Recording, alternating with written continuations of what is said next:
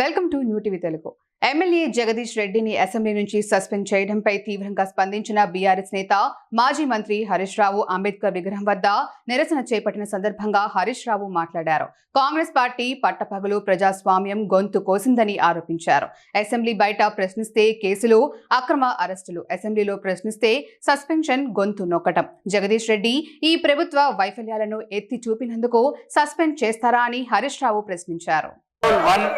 And Rule 2 of Rule 340 of the Assembly Rules that Sri Guntakanda Jagdishwar Reddy, member named by the Speaker, be suspended from the services of the House for remainder of the session.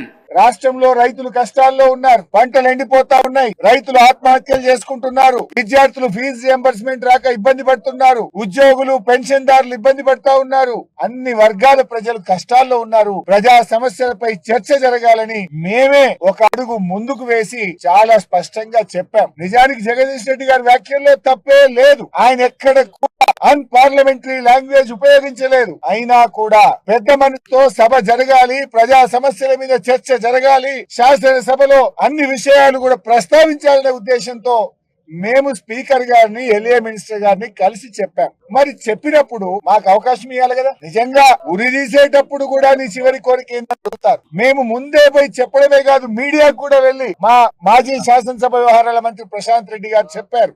మేము speaker ను, LA minister ను కలిసాము. మేము క్షమాపణ చెప్తాం, వెనక్కి తీసుకుంటాం. ఎందుకంటే ప్రజా సమస్యల కోసం తప్పు చేయకపోయినా చెప్తామని కూడా స్పష్టంగా చెప్పాం.